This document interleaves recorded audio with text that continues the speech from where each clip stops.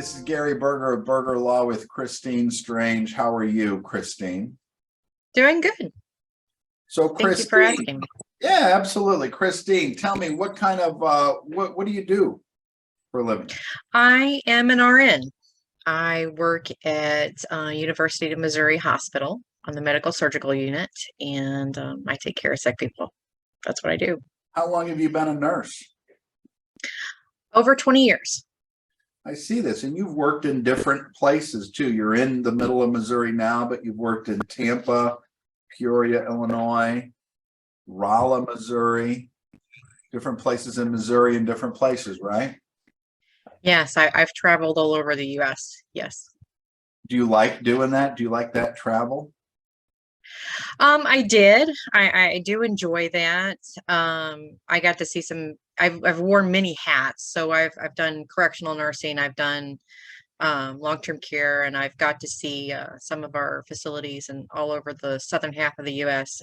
and their staffing crisis. So being able to learn different things because each area of the U.S. is not the same as far as the medical has been very interesting. It's been and getting to meet new people.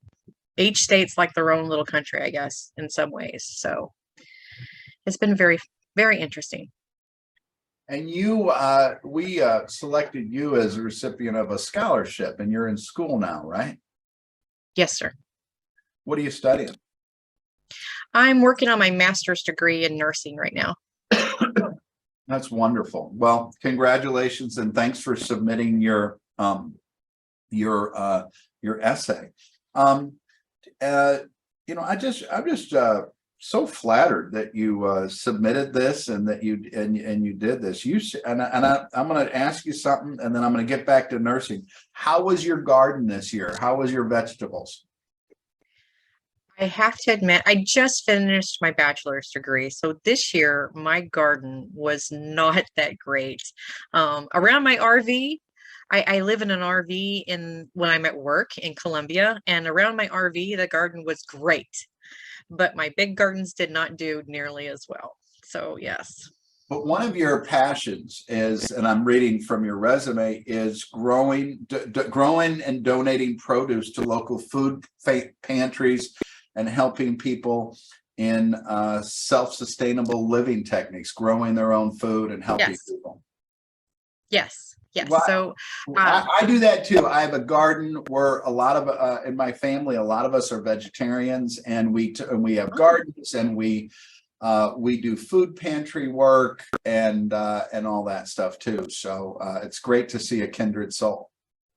yes, yes. It's very rewarding to know that, you put forth some effort, and with God's help you grew something beautiful, and it's going to nourish somebody who's not as fortunate as you. And it's a wonderful feeling.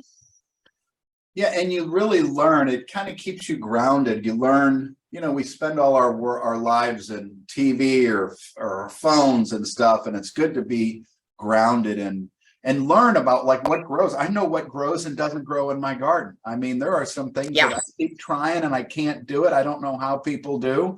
Bless, good for them.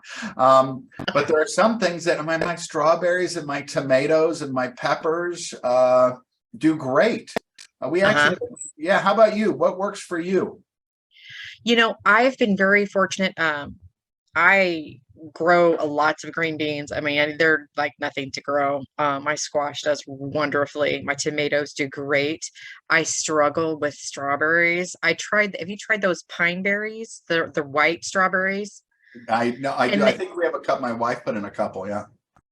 And, I have a few, but I keep putting more plants in my plot, and I'm just not. I think I've got probably about 15 plants in there that are doing really well, and the rest just keep dying on me. I don't know what my problem is. I don't think it's. We planted some strawberries, and there's a farm. There's a Biever farms in Illinois where we get our stuff from, and they're great. And I don't know. We bought these strawberries that just come back every year. They do great. I'm like, it's like my best thing, and I don't think I did anything to help. Our green beans too. Our green beans did good this year too. Right. Have you had? I've got thornless blackberries that I'm growing because I've tried to do edible landscaping on my farm. So We did that at around our my house. We did that at our house. yeah, yeah, They call and that they my call that foodscaping. oh, is that what it is? Well, uh, uh,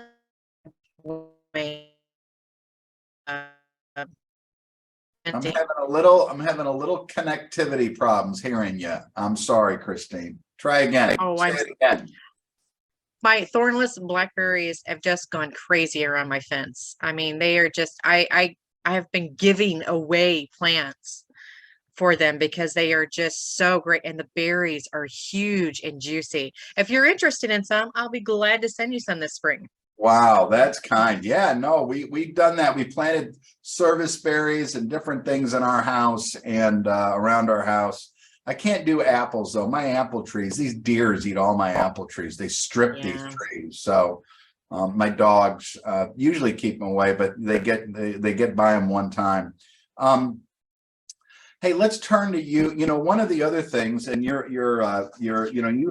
wear different hats in life, and one of the things I wanted to talk to you about is your relationship to veterans. So tell us about your experience with veterans, and then my next question is going to be, tell me about your ideas in your essay about improving service to veterans. So, veterans, a lot of people in my family have been in the military, and in marital family as well. Um, and as a nurse, I did 5 years of home health services in the Phelps County, Crawford, middle of Missouri area, and I covered a pretty large area, and I cared for a lot of them. And some of the things that I saw with those veterans is that they were not getting services quickly. I mean, I'd have veterans that were going without services and needed things like wound care supplies, medications. They were doing without these for up to 45 days, and we were supplying them with stuff out of our own pocket, should I say? And it was a very it was very eye-opening as to what these people go through. Some of your veterans are come out with good job skills and are able to do things and go back into the workplace and do very well. Others come out with emotional and physical problems that returning to community living is very hard for them. And you see them living in RVs. I off the top of my head, I had one gentleman that was living in an RV who was losing his legs because he could not afford medications and was not able to take care of himself. And I've taken care of gentlemen, service members in hotel rooms, and because they got one for the night for their medical services, and it's very sad to me, very sad to me. Are those, and I know it's hard to generalize, are those folks who are able to, who have challenges in reintegrating to whatever our normal society or normal job or vocational stuff is that more mental health issues or physical issues, or how would you, from your experience, what have you seen? I think it's a combination of the two. um I think a lot of it is mental health services. I think when you come back with physical changes in your body, and of course that's going to add some mental health issues, and a lot of these guys end up looking to self-medicate for lack of having any real guidance on how to deal with these issues. And when I say self-medicate, you're looking at alcohol and drugs to deal with these emotions and physical disabilities that they've come across because they have no real guidance. And it's very hard to see that. And you see that in not just your older populations, your not just your uh, vets from Vietnam. You're seeing that with your vets, period. Even these younger guys. I mean, I've had the 23-year-old who is now a paraplegic. I mean, I've had those patients, and it's very hard to see. You know, it's a real problem because, you know, the even in the non-vet population, trying to teach people and the new generations of people about dealing with emotions, not self-medicating, have healthy paths to deal with these emotions and these stressors in life, because we know that 10% of the population become alcoholics or addicts. And then among people in stress, like lawyers. So I'm on the Supreme Court Intervention Committee, and I help. Part of my life is spent helping other people in recovery, and in lawyers who have stress lives. Right, the American Bar Association did a study, and lawyers are 2 to 3 times more likely to become addicts or alcoholics. It's even higher, and I think the same is true in veterans too, in terms of the incidence of addiction because of the stressors and the emotional trauma people put through. And then you don't have a lot of education, and you can't get through to people to say, hey, listen, you know, when you're coming back, and I see, you know, you're a sister of a desert, a vet of Desert Storm, you're a daughter of a Navy vet, Vietnam vet, you're a granddaughter of a World War II vet. These, and I just the things that those people go through, and then coming back, it's you just don't shake that off, and you can't just, you know, have, you know, suck it up or have a military attitude towards it, because I mean, that may work for a minute, but it's not a lifelong solution. And anyway, Right. I know I'm talking too much, and I know I'm preaching to the choir, but boy, such a big problem that's really not addressed. These mental, we don't handle mental health issues well in our society, let alone for the vet population.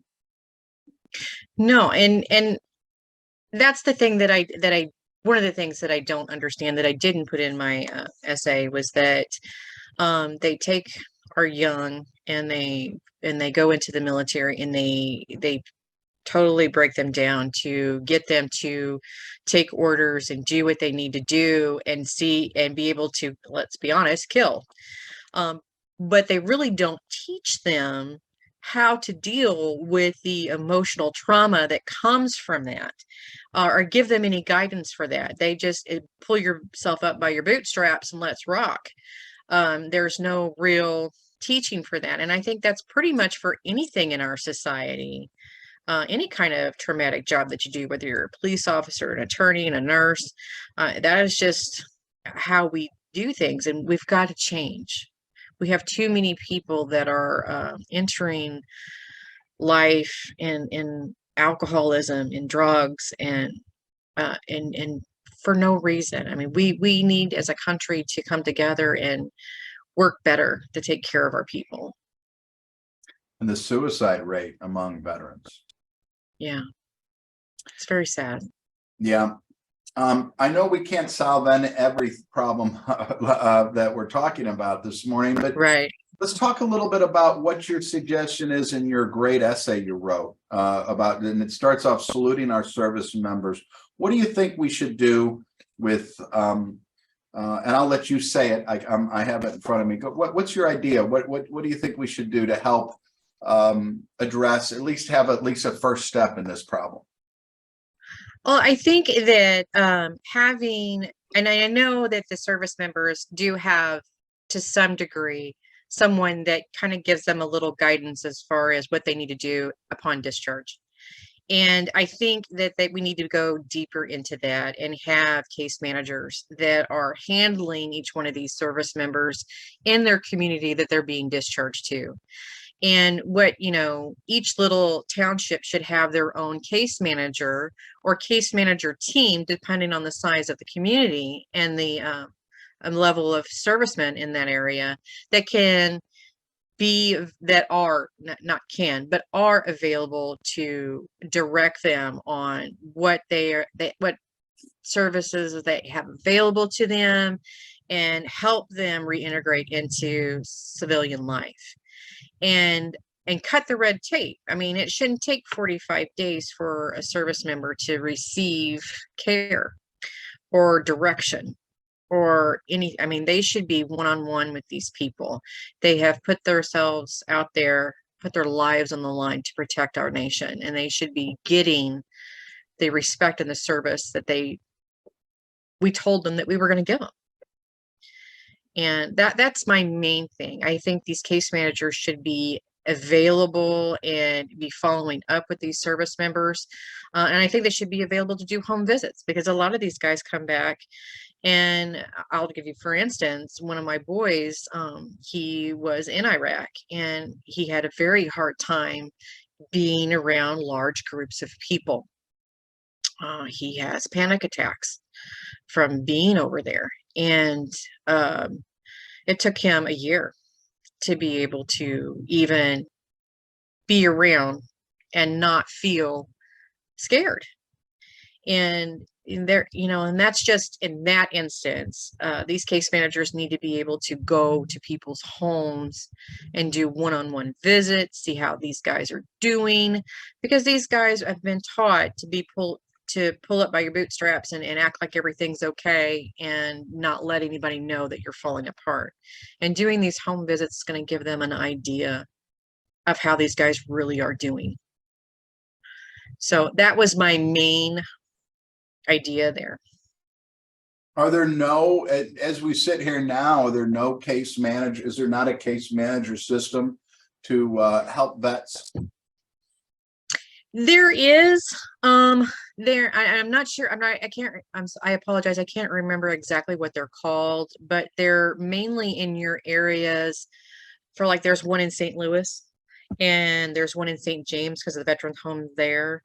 And of course there's one here in Columbia because we have the Veterans Hospital up here, but they're not readily available. These guys have to travel to Fort Wood. They have to travel to St. Louis. They have to make all these phone calls with people that they never see face to face and there's a waiting list. And there's not people in Farmington or Bonterre or Licking or Bowling Green or these other places. And if you look at this, a lot of our service members come from small town United States, because those service families live, and that's their it's not just population centers like St. Louis, and right, they need to be there because I hear you. Yeah, it's we don't just think of the problems that they had even getting through relief in Congress for the people that responded to 9/11 and all the cancer and all the disease they had from cleaning up. I mean, it was a constant it's a constant battle, and we put so much money into our military and aid to other countries and weapons, but we don't do anything on the back end for supporting the vets who have gone and fought these wars and live with the trauma for the next 50, 70 years of their lives. Right. I mean, we drop them off at home on your porch and then say good luck. My wife's grandfather was in Korea, and a couple Thanksgivings ago I just started asking about it, and he started telling stories, and I didn't realize this, but then his son, my father-in-law, came over, and people started coming over to listen because he never talked about it. And it was surprising that he was really talking about it. And he was telling me some amazing stories. And that's right. That's what, don't talk about it, shut it down. And and that's, yeah.